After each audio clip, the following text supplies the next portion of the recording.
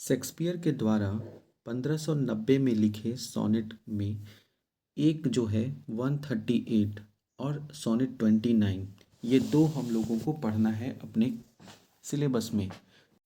बात तो सही है।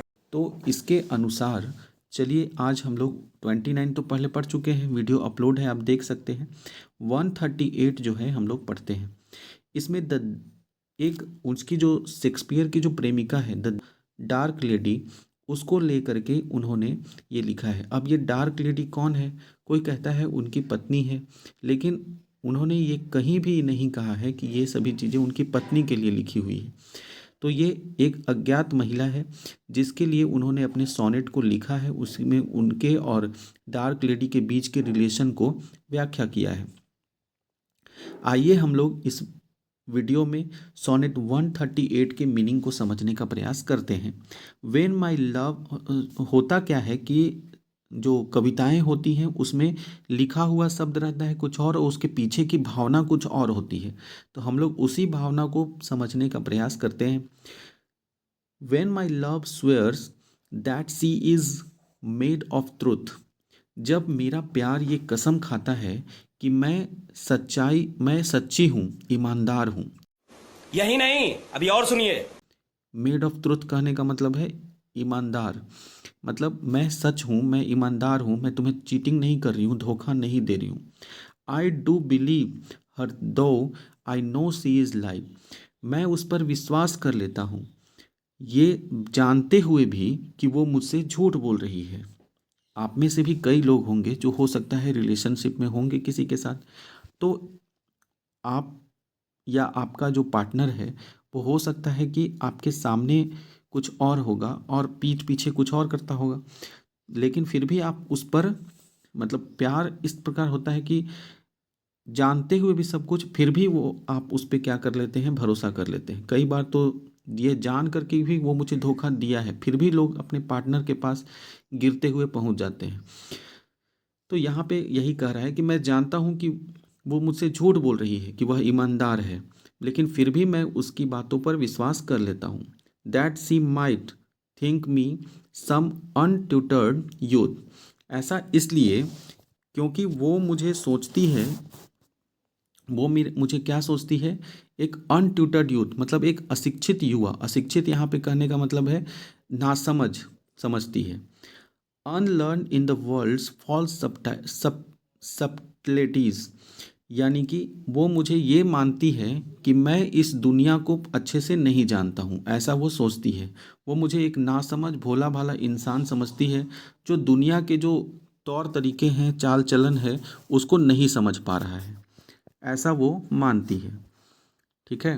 Thus vainly thinking that she is she thinks me young, इस प्रकार व्यर्थ ही यह सोचते हुए कि वह मुझे युवा समझती है, कि मैं यह चाहता हूँ कि वो मुझे युवा समझे।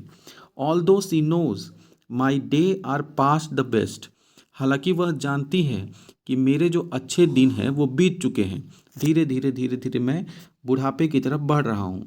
Simply I credit her false speaking tongue, मैं तो बस उसकी झूठी जुबान को श्रेय देता हूँ, जिसमें वो कहती है कि तुम तो भी बहुत युवा हो, यंग हो, बहुत कुछ कर सकते हो, इन सब बातों को वो कहती है।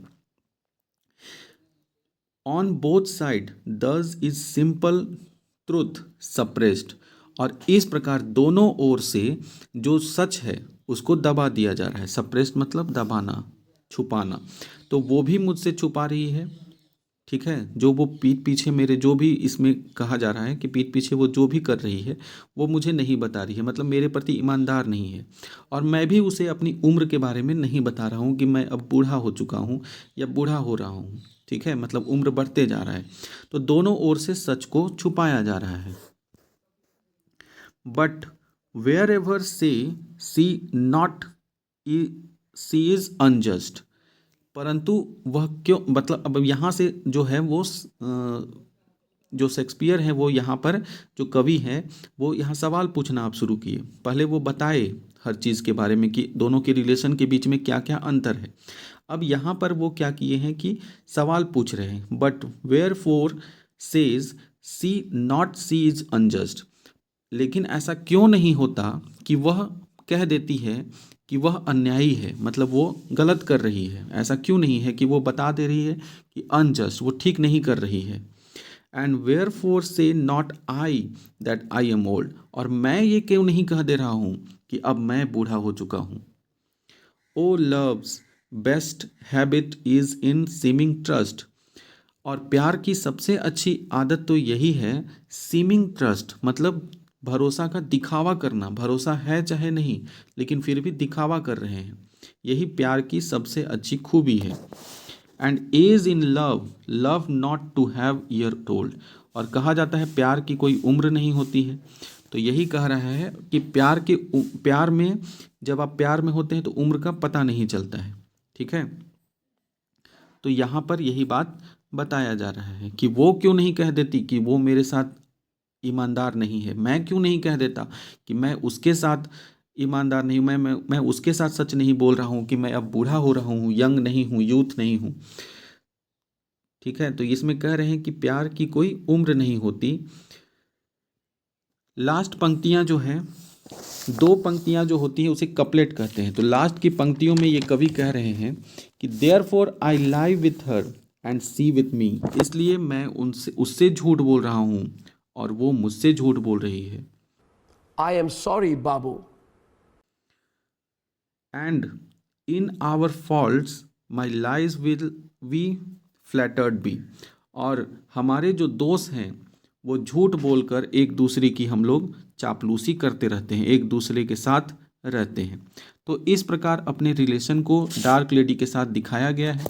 इसमें कुल मिलाकर समरी यही है कि लेखक जो है, कवि जो हैं, वो ये कह रहे हैं कि दोनों एक दूसरे से झूठ बोल रहे हैं और फिर भी वो दोनों एक दूसरे के साथ हैं। ठीक है, तो झूठ बोलकर इस प्रकार से अपने रिलेशन को ये दोनों बचाए हुए हैं। वो उसके साथ ईमानदार नहीं है, उसे चीट कर रही है, धोखा दे रही है, और ये भी जो है वो उसे झूठ बोल रहे हैं अपने उम्र को लेकर। तो इस प्रकार इनका रिलेशन चल रहा है। अंत में जो है इसमें पूछा जा रहा है, ये जो है सोनेट, बाकी सब जो सोनेट इनका छपा है उन्हीं के साथ 1590 में ये छपा था। कब छपा था? तो 1590 में ये प्रकाशित हुआ था सोनेट। ठीक है, और इसका जो राइमिंग स्कीम आप देखेंगे तो राइमिंग स्कीम कैसे है, तो यहाँ पर देखेंगे ट्रुथ, यूथ, लाई, सब्टिलिटीज, लाइज, सब्टिलिटीज। तो इस प्रकार से यहाँ पर है ए बी, फिर यहाँ देखिए ट्रुथ, यूथ, तो फिर ये है ए बी, तो ए बी।